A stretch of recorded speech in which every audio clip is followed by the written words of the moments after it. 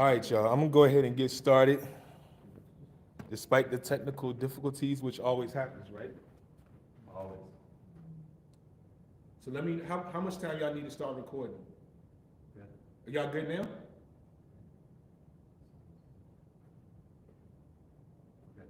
All right, good.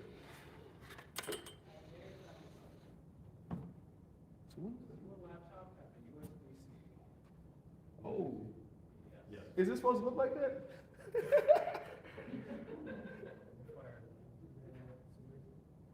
This is technical.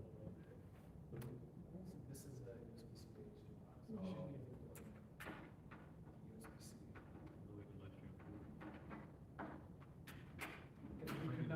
For the life of me, I could not find an Ethernet cable. You know? That is so unusual. And it looks normal here, right? Yeah. Should we unplug it and plug it back in? I don't know. I guess that's always one option. Plug that out.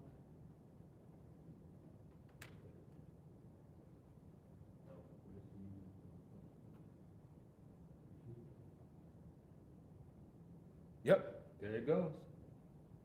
And right now it's duplicating.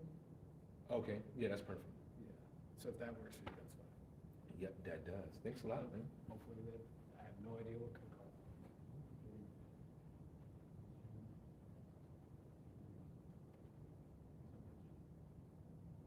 All right, y'all, let's get started. So thank you for those who are here in attendance in the audience, and to those watching on live stream. I'm pretty excited, and now we got those who are watching the recording. We got everybody, right? So I wanted to do this because I had this conversation with another member of the organization, and I wanted to get this out to the community, so that's why I'm having this at the library. And so the good news is for those who can't make it to the library, I think COVID changed things, right? I think people stopped coming out outside as much. That's the excuse I can tell myself, right? But I wanted this to be more of a discussion, right? And the conversation I want us to have is Black history facts you can't Google. Y'all know me. For those who don't know me, I'm Dr. Travis Hill Scholar Harris. I'm the Director of Black Revolutionary Education for the International Black Freedom Alliance. And I'm also an HBCU professor.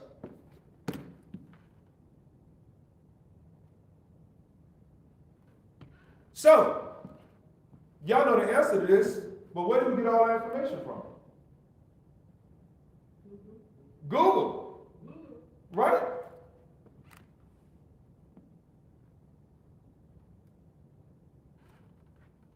The big question we gotta ask ourselves is this: how do we know that the information that we find on Google is correct? All right, and another way is, what if what you're looking for isn't there? Right? So, the name of this discussion is Black History Facts We Can't Google. And let me give y'all the background of this conversation. I was talking to the director of Black Organizing, Tori Russell, right? And we was talking one day, and I said, you know what, Tori? Google, and I want y'all to do this, right? And there's gonna be 3 things I want y'all to Google today, right? The first thing I want you to Google is Alexander Dunlop. So go ahead, take your phones, and Google Alexander Dunlop. Tell me what comes up when you Google Alexander Dunlop. I'm gonna pull up, and that's the other thing, right? The algorithms are different. So what comes up when I Google Alexander Dunlop might be different from what comes up when you Google Alexander Dunlop. Spiritual director. Oh, Yeah. a spiritual director. Hold on, I might need to go talk to Alexander. What happened when you do it, Tim? I got a LinkedIn. A LinkedIn connection job? that says Alexander Dunlop, spiritual director of the source cards. It sells source cards. Oh, but no, I don't even talk to that dude. Oh, hold on there. Now there's- I'm good. Not aware. What you got, man? I have the source cards. The source cards. That's something how he came up, right? I didn't get that on mine. I got this brand identity feature. Right? So let's look at this. Can y'all see it? This is the report of the Joint Committee on Reconstruction, the first session, 39th Congress, Part 3. And what they did was they established a joint committee between House and Congress to see how things were going during Reconstruction, right after the Civil War. And guess whose name comes up when we look into further details into this? What, can y'all see that name highlighted at the top? Who is that? Alexander Dunlop, right? And guess where Alexander Dunlop is from? What did I say? Williamsburg, Virginia. How many people, because y'all live in Williamsburg, to people online, y'all might not live in Williamsburg, but how many of y'all heard of Alexander Dunlop? Right? And he was living right here in Williamsburg. It was at this moment, right? Y'all know how it is like at this moment. It was at this moment when I realized I gotta get this info out to the masses. Right? People need to hear about this. Because right now when you Google Alexander Dunlop, you find out about a spiritual advisor, a LinkedIn. But now, the Alexander Dunlop, who actually went and spoke to the report, who actually spoke to the Joint Commission that was checking on how Reconstruction was going in the former Confederate States. Shouldn't that be somebody we should know about? Especially a black man from this area? Which raises the other question, y'all. And this is the key for today's discussion. How many other Alexander Dunlops are out there? How many other black men and women throughout our history have done great things like Alexander Dunlop? But when you Google them, when you Google their name, you can't even find them.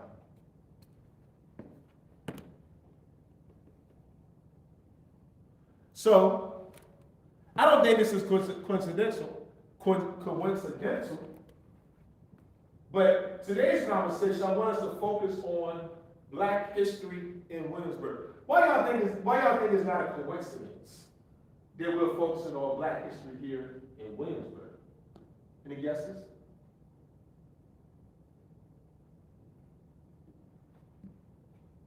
Well, what's significant about Williamsburg? Plantations? What else? Huh? Why is it historic? Because that's when like everything is happening. Back then, that's when everything was happening here in Williamsburg. Colonial capital of the colony of Virginia. Colonial capital and what? That's where it all started. Don't it make sense then that we should start this conversation of black history right here in this very same territory? So, you already did this, and actually let's have some fun with this. Can you all see that poll everywhere at the top? It says pollev.com/TravisHarris223. I want you to go there, and I want you to answer this question. When did the first Africans arrive in America? When did the first Africans arrive in America? Let's see if anybody's over here get the answers up there. For those watching the live stream, you can add in the comments. When did the first Africans arrive in America?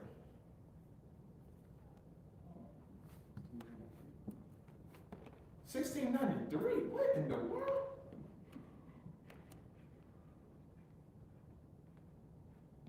This is supposed to be the fun part, y'all, because it's all, oh, somebody got it. I mean, somebody was able to put it up there. Okay. Can anybody else figure it out? Let's see. Oh, somebody said the same thing. Oh, 1619, 1594. This is pretty cool, right? You get the real-time results. Can anybody else get it? Y'all can try voting too. All right, let's go ahead and go to the lab audience. What y'all in lab audience tell me? When would y'all think the first year actors around?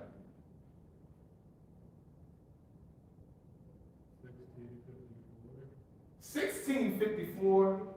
How the word? I see what. No. How you get 1654?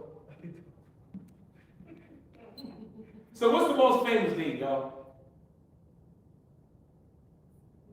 16? Oh, hold on. Y'all don't know y'all history, do y'all? 1642.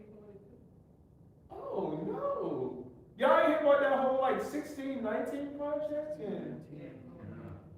Oh, yeah. Oh, y'all might have to go back to take some history classes. You know what? I can't even be mad at y'all, but this is all by design, right? So actually, guess what?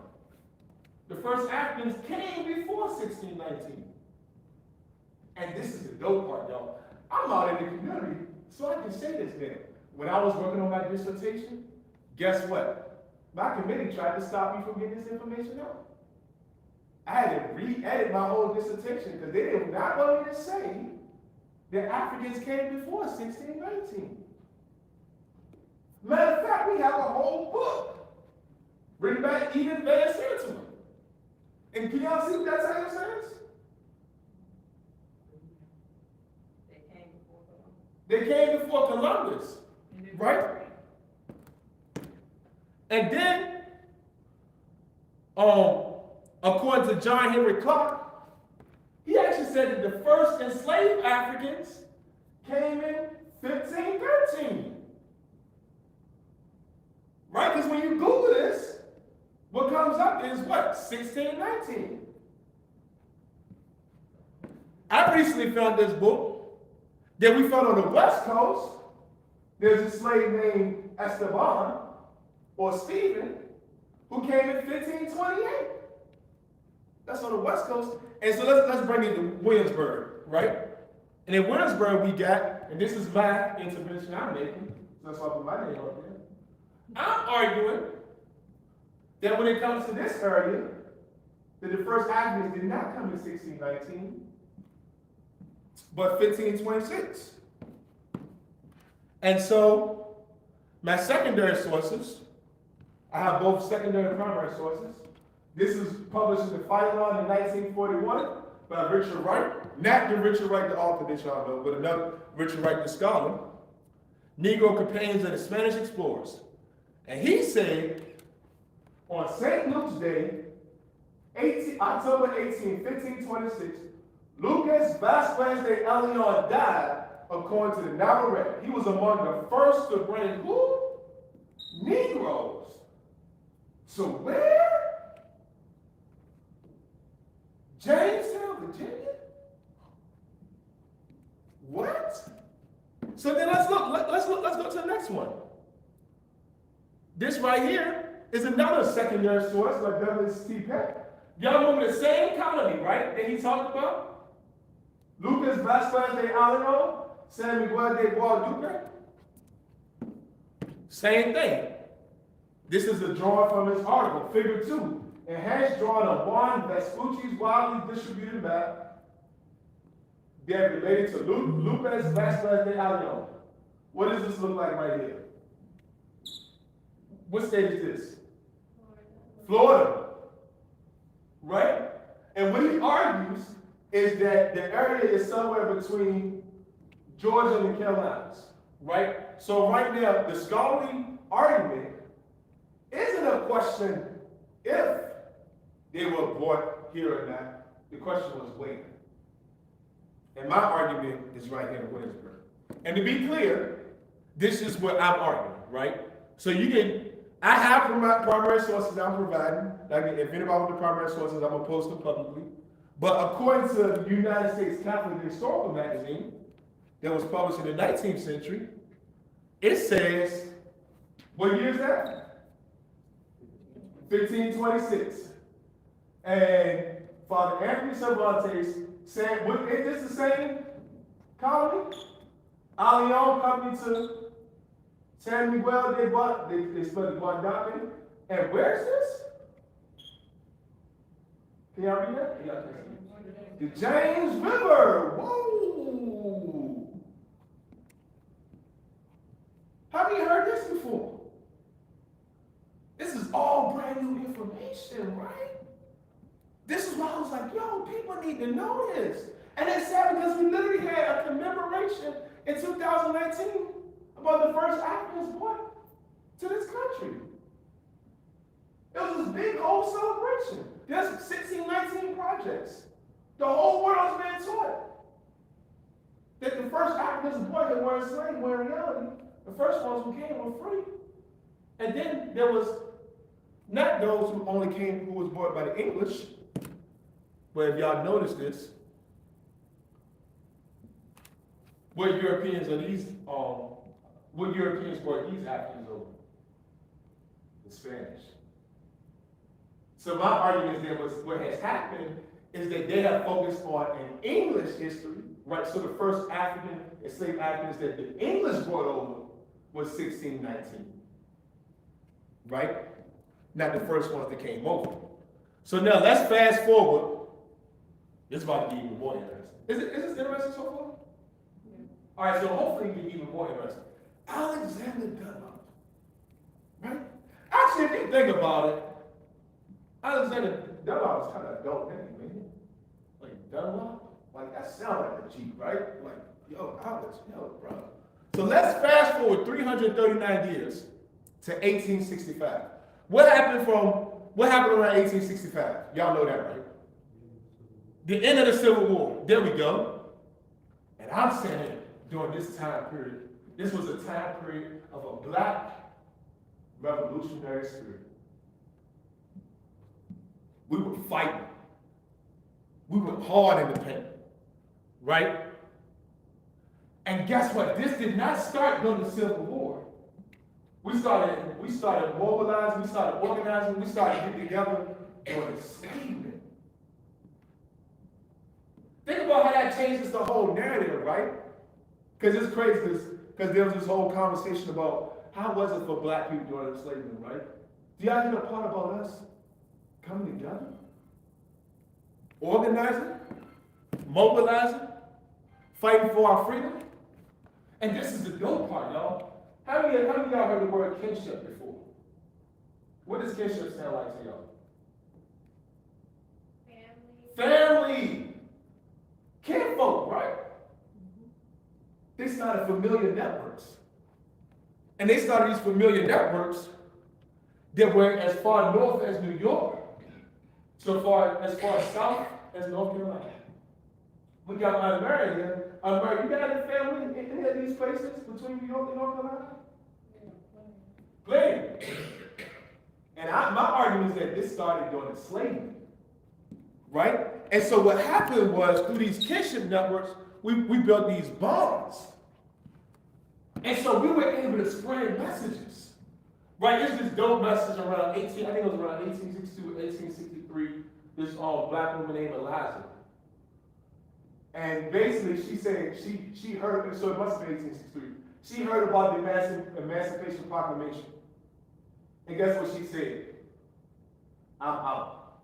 Deuces. It's just love lesson. That's pretty dope, right? How did she hear about it? Because the kinship network, right? Because we know about with Juneteenth, the reason why Juneteenth lasted longer because it took a longer time for them to hear about it, right? But here in this area, they were already organizing. So when the Civil War came, they was ready. And that's why I'm hyped about this talk, because I'm calling this joint the 757 Black Revolutionary Organizing. Listen to that joint, yo. That joint go hard on it. 757 Black Revolutionary Organizing. Right? Let me show y'all what this joint look like. They fought for land, they fought for voting rights, and they fought for education. They wanted to read. So much they literally fought for it. Listen to this story. This story, same joint committee, right? That Alexander Dunlop went to. Calvin Pepper was there. Calvin Pepper, so you know who he was. He was this white lawyer from Massachusetts who moved down to Norfolk, right? Listen to what he said.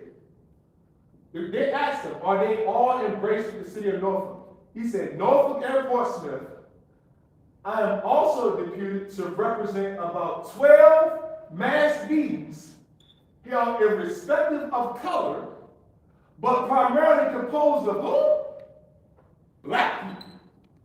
Held at Norfolk, listen to this, Norfolk, Portsmouth, Hampton, Old Port, Yorktown, and Williamsburg. What that sound like? They had y'all see what I'm saying? Those familiar networks, those kinship networks that they started doing slavery. You know what I'm saying? You don't just start meetings like that overnight, right? That means they have been building towards this. So much so that once after the Civil War, and they got a taste of freedom, and we can get together, and you can't whoop us and shoot us anymore. Directly on the back of the plantation or in the house, what they did, they got organized. And that's directly a primary source right there. That's kind of dope too, man. What y'all think? What y'all think about that? It's good, right? So look, Alexander Dunlop, right? Alexander Dunlop actually organized with who? Fredrick Douglass. Now y'all heard of Fredrick Douglass, right? It's pretty dope. Look at this joint. This is in the life and times of Frederick Douglass. It said, in this achievement, an interview with who is this? President Andrew Johnson. On the 7th of February, 1866, by a delegation consisting of George T. Downing, Lewis Douglass, right? And myself. But what name is that right there again? Alexander Dunlop was dude from Williamsburg, dude who had got free, who was literate, who saved money, who brought his wife and his family into freedom. He married an enslaved woman, set her free, started organizing with black people around Williamsburg. So much so. And when they needed a group to go talk to the president, who you see? Alexander Dunlop. Now y'all see why this should be a name y'all should know? Well, I was like, yo, I need to get this out to the masses, yo. Y'all need to hear this. Y'all need to hear about this dude. Because he was putting in work. Lastly, I'm going to wrap it up right here. I want to hear more from you all. Magruder. Mary know about this song already. Not allowed. Okay. All right. I want y'all to Google Magruder and tell me what comes up.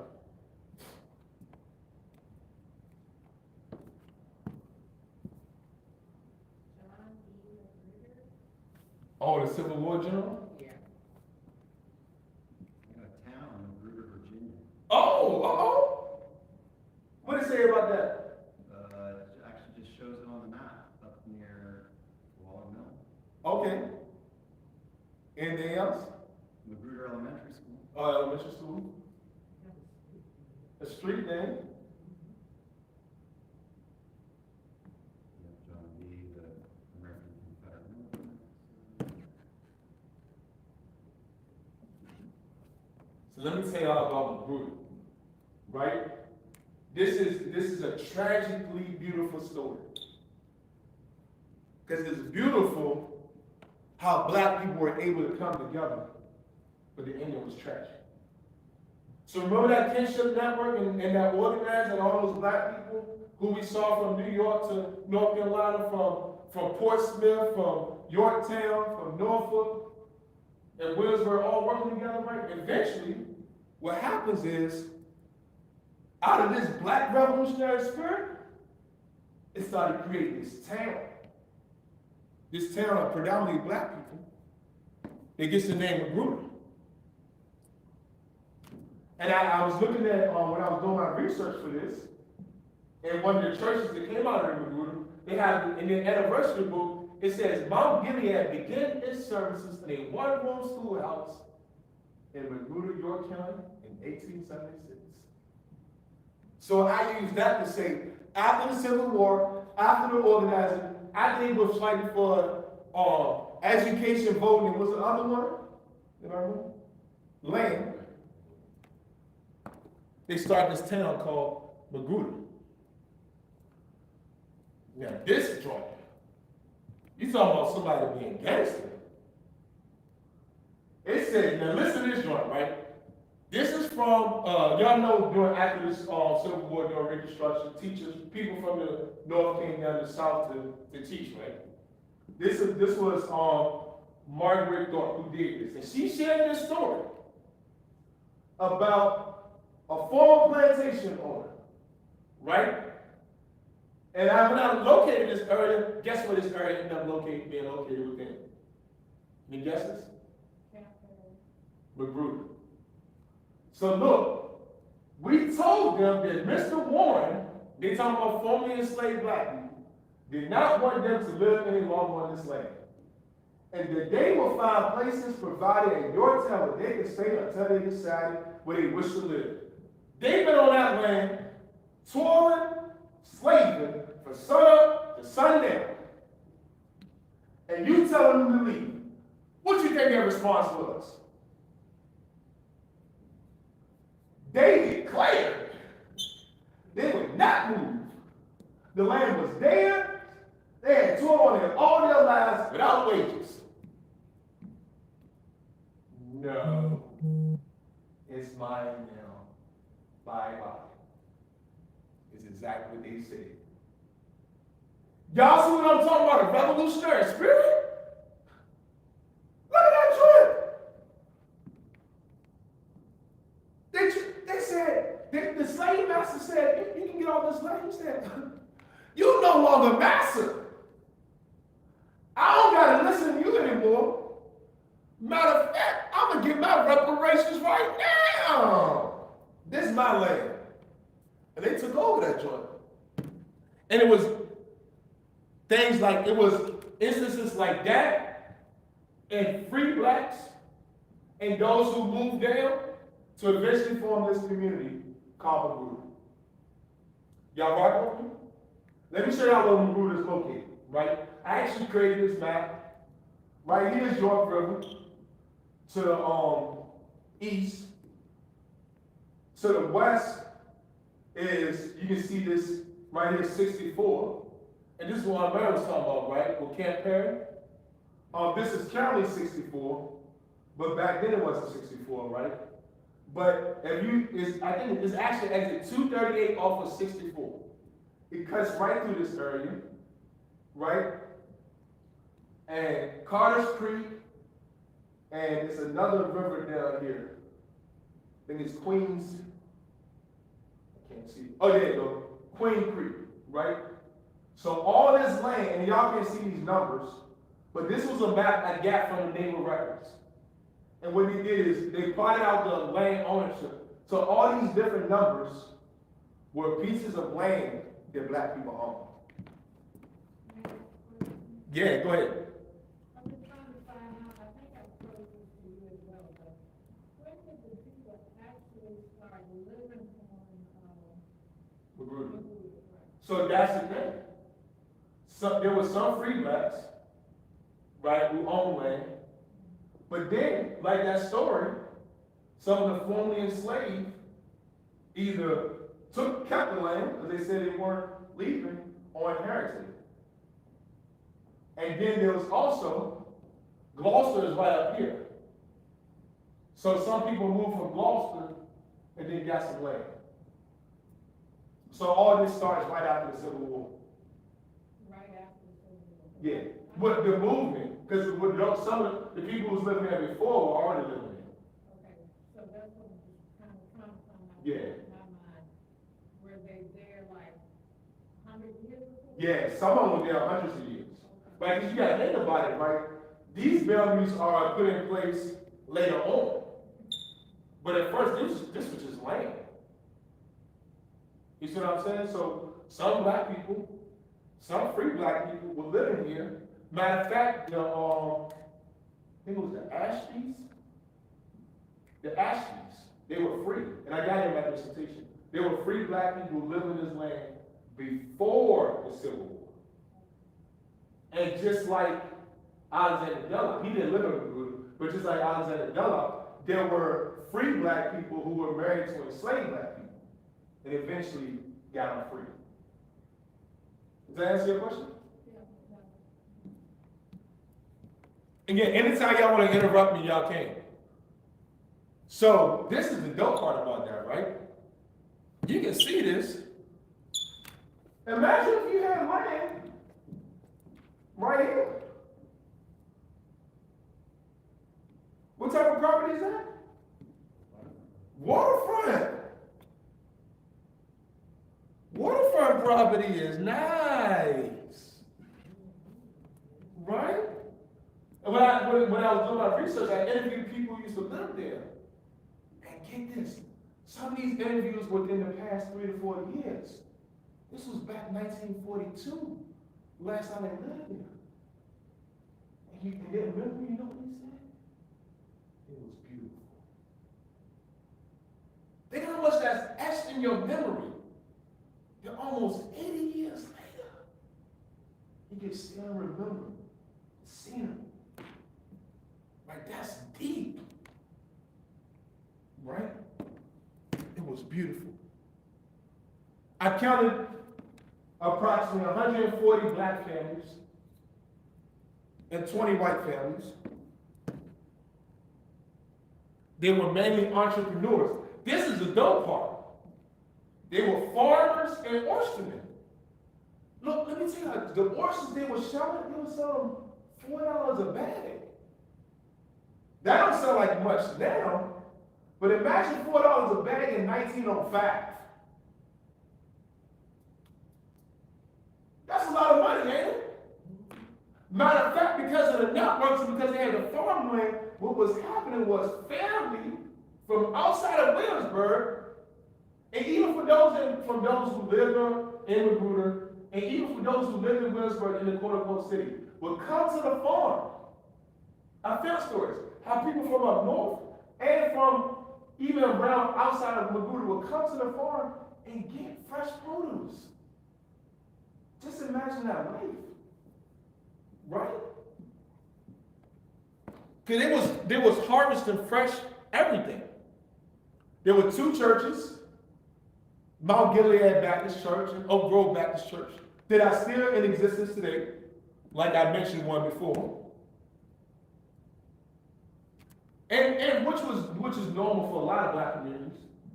The church was the center of the community, and they had a strong community, right? So in addition to every Sunday service, they would have a choir rehearsal. They would have like what they call it, Baptist Youth Project, things for the youth to do. And the biggest event, let's see if anybody guesses. What y'all think the biggest event for the church folks was?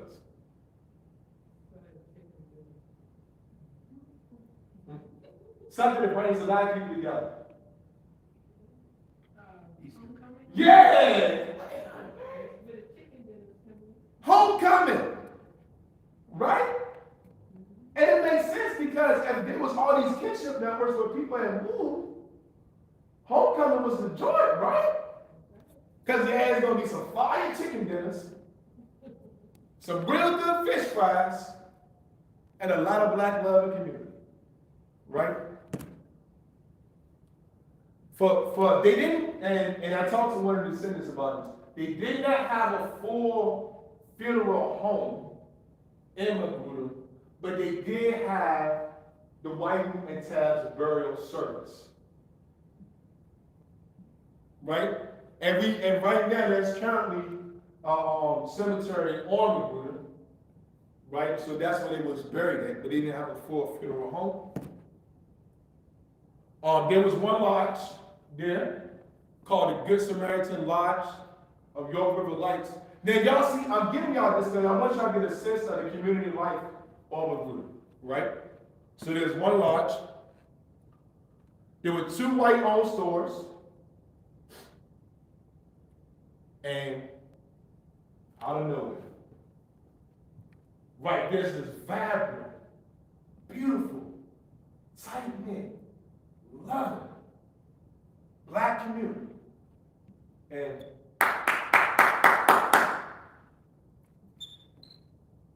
everybody's like, what's going on?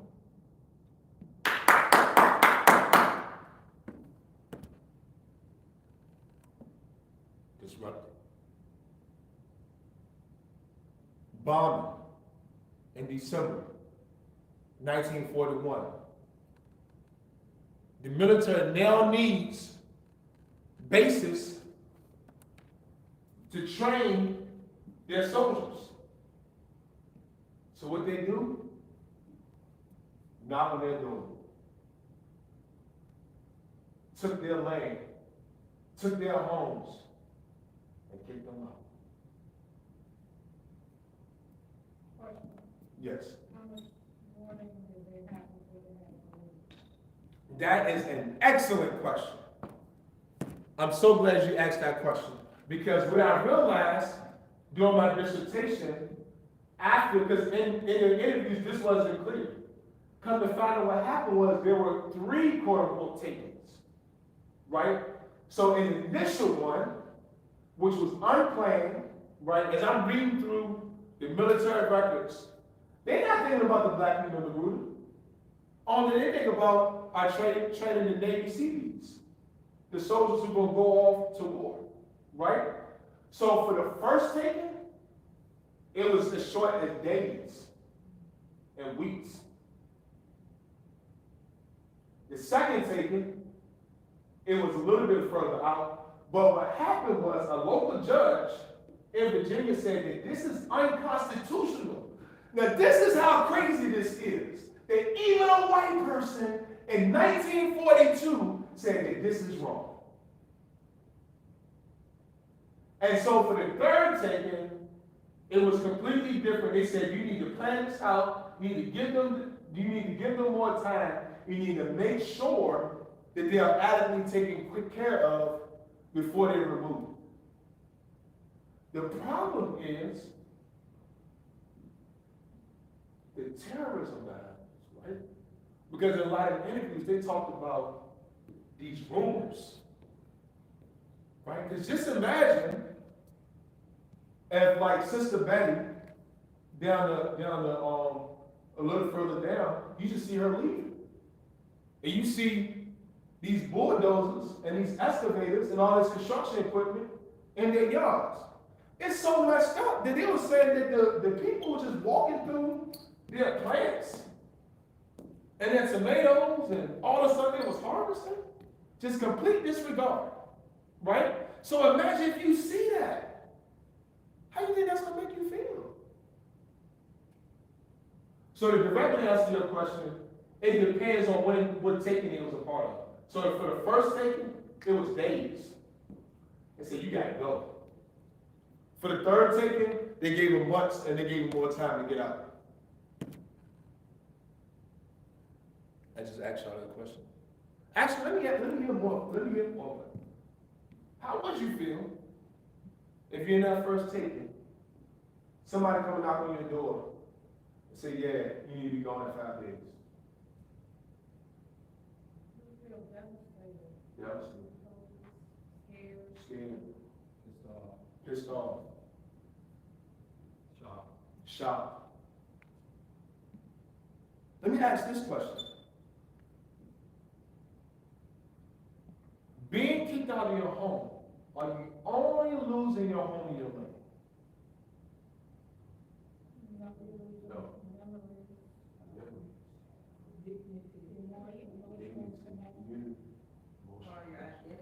Identity.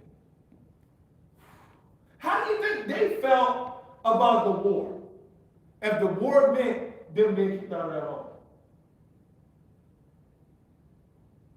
I'm sure that the war was just the last thing on my mind. Exactly. You think they felt patriotic and proud to be an American? Yeah, my community ain't like that either, because I'm saying that, because there's a good, for some, there's a good perspective of black people in World War II. Yeah, no, they weren't feeling this. This part, y'all can answer this question. What was supposed to happen was that the government, after they took their land, they were supposed to give them money. What y'all think happened? Nope. So two things happened. They were either never paid or underpaid. I'm gonna break it home here, and we're gonna finish the discussion. What ended up happening was, because like I said, this is completely unplanned for. Some people, this is where we get present-day Honor Park, which is over there, the expansion of Grove, and guess what some of the others went? So William and Mary. This is the after part. Because guess what? Where Zabel Stadium, the football stadium is now, that used to be a CCC camp, right? And the conditions were so deplorable that the state of Virginia Health Department came out and said that these are unhealthy conditions for humans to live in. And the worst part about all of this, what you think happened after you're forcibly removed from your home? You live in a place where they weren't taking out the trash, there's diseases everywhere, so you deal with both psychological trauma, existential trauma, and physical health. What you think happened to some people? Any guesses? Yeah. They died. They literally killed them.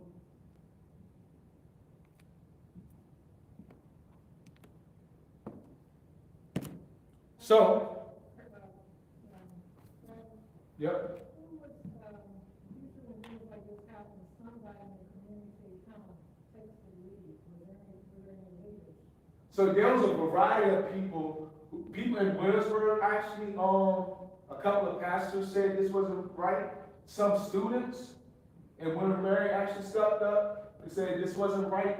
And then Palmer, so Brian Palmer, his family, his dad famously had a shotgun standing at the door saying, "I'm not leaving," right? So there was internally with some families fought back. There was a combination between some community members, college students, and people on this side. The problem is, right, with the first one, it shocked everybody, right? Because they weren't given a notice. So they were able to speak up after the first taking. Does that make sense? Because think about it. They were given days. This was shock. It wasn't like, oh yeah, they didn't know, oh, the war started, so the military's going to build these bases and now need to be prepared to move. So the first one was like shock. And then after, it was like, hey, something needs to be done about these families. That's actually the end. So I want us to close right here with a conversation. Big picture, what does all this mean to y'all? I have more pointed questions, but what does all this mean? From 1619 to Alexander Dunlop to Magruder.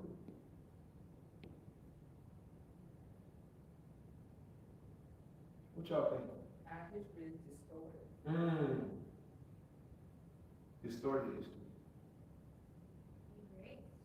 Erased.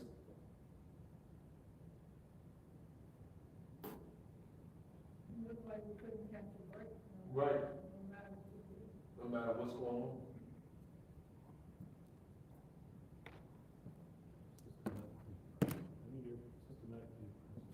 Yeah.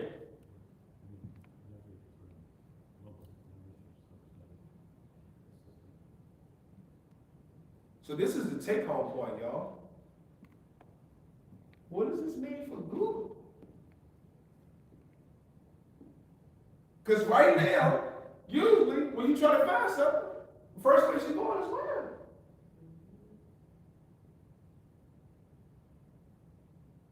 How do you know what you don't know? Right? And we can give Google a break when it comes to other facts. But if we look at all Black history, Can we really trust Google as a source? What y'all think? Talk to me. Now, some knows. Some people still don't trust Google. I mean, if you can, that's fine. I mean, y'all do what you want to do.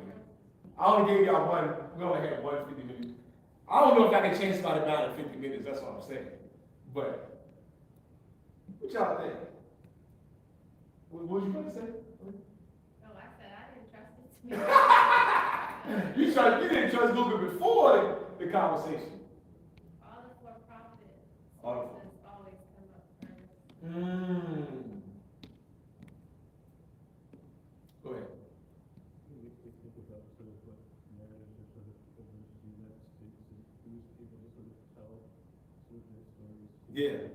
Personally, but who will sort of, I think it's endemic of sort of the system that sort of oppresses sort of black sort of bodies and has historically and sort of continues to oppress sort of this, I mean, black bodies, but I think this story tells us anything. It's like these people were oppressed and then their stories were unfortunately not told. Right. And they were kept sort of invisible, unwritten. Let me ask you this question. Do you think it wasn't told by happenstance, or do you think it wasn't told intentionally? It was coming up. I think it's systemic, you know. I think it's part of just existing in sort of a white hegemonic sort of system. One that sort of and sort of It says demonic. Y'all heard that? Spiritual principalities in high places. I say hegemonic. Like, Yeah. Oh, you said hegemonic. Hegemonic. Oh. I got you. It all sounds evil though, don't it? yeah. Yeah. It's disgusting. It's corrupt. Mm. The system that unfortunately has suppressed black voices and black bodies. I think it's intentional.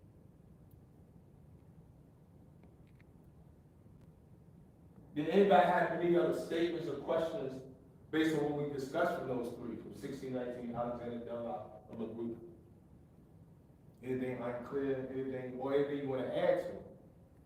Anything you want to ask? Go ahead. Does the city now sort of like, I guess like sort of deal or work through that sort of history like now? Like, is there like an effort to sort of, I don't know, sort of preserve sort of the history in the city now? Like, I don't know if that makes any sense, but I guess like is there an effort to sort of reclaim sort of that history? Yeah. So there's the Magruder project, and before the pandemic, it was going hard. Pandemic hit, and it slowed things down. So this can hopefully re-energize that project. But the project has three aims. Number one, to tell the story. Number two, to give reparations for those families who didn't get their money. And number three, to get access to the cemetery that's currently on Camp Perry. Because right now, the families who want to do it, they got to go through the super long process. Do they have other Magruder streets besides because did you know that one was right there in Shasta, Virginia? I did. Yeah, they got a Magruder street right there in Shasta. I realized it after I heard you talk. And Yeah. I saw it, and I go, I wonder if that is related to what you're doing. That's a good question. I mean, I could see them naming it after that general, John Magruder. What else y'all think? Probably some of that area, with the Civil War, 75 and all that. Oh, yeah. Yeah. I just think it's crazy that you can Google anything else, nonsense. But when it comes to something positive, Right. that we should embrace, Right. you know, like coming to giving us pride, etc. You don't see that because they still want us to be invisible. Right. Sorry, talking about. No, you good. Go ahead. I read a book of sort of like Confederate sort of statues. Yeah. Sort of North Carolina specifically.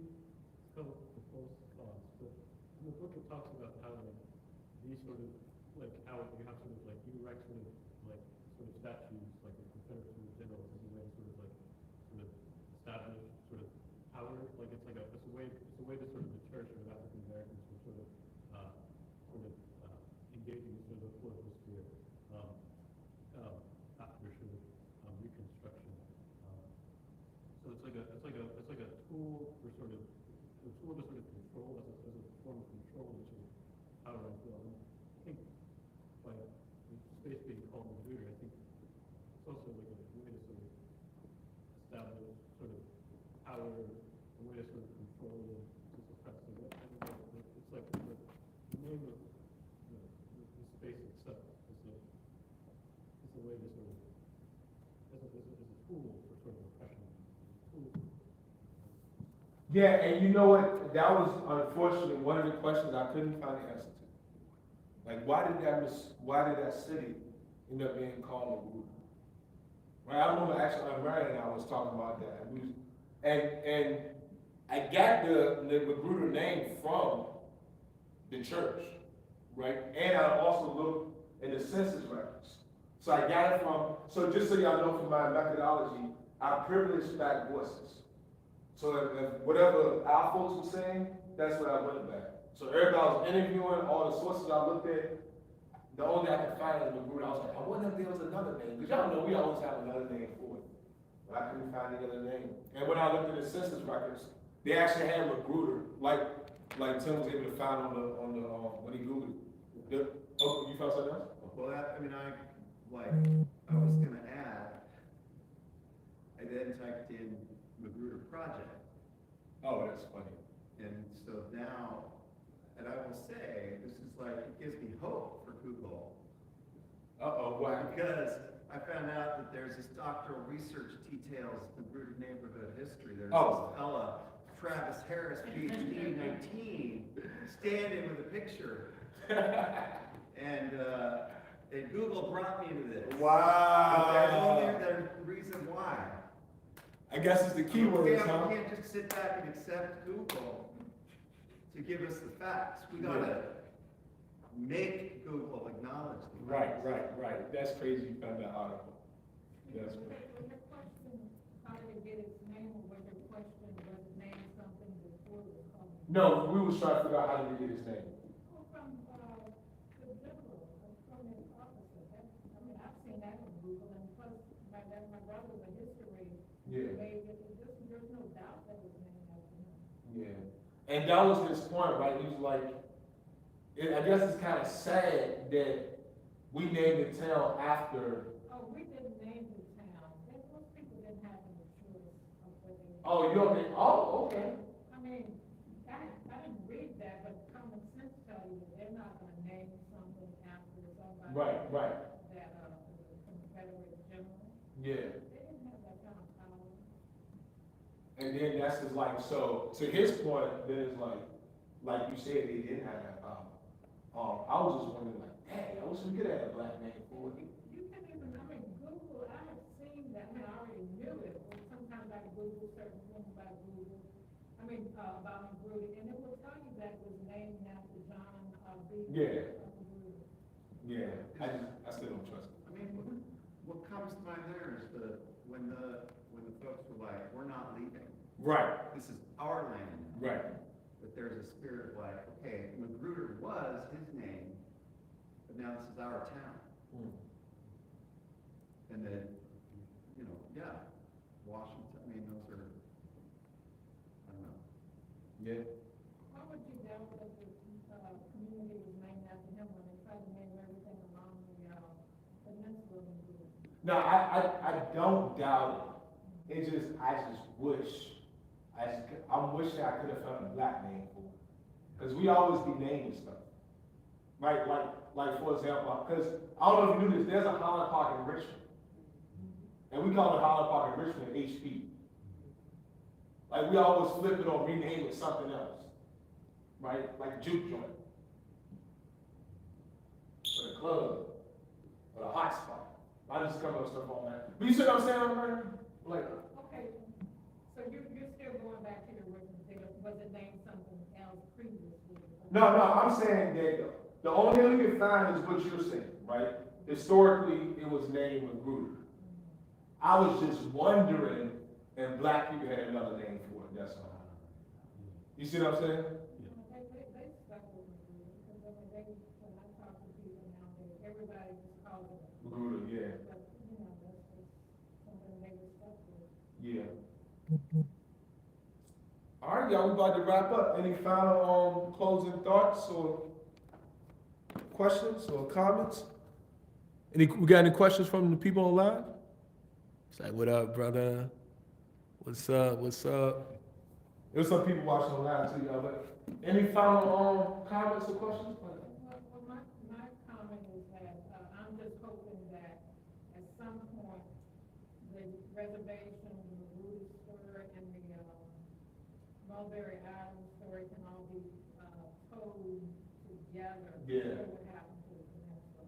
But it just looks like it's not a lot of activity, or hadn't been a lot of activity about Magruder, and probably none from Mulberry Island. Yeah, and that's where on last one was because he was the one who told me about Wait a minute, did you say last name from? no Unc. I call him Unc. What you call him? Is that I think that's your brother? Crystal and them father? Yeah, but we're not, our family's not from Mulberry Island. No, I'm saying he was the one who told me about Marlboro.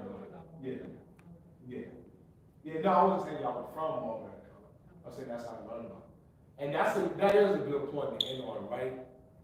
The unfortunate story of black history in Williamsburg is dispossession, right? Because we can even talk about colonial Williamsburg. Yeah, the reservation. So the reservation, Marlborough Island, colonial Williamsburg, and Magruder were all instances of black land taking, what I call dispossession. A tragically beautiful story. And that it was beautiful, and that we had a black community.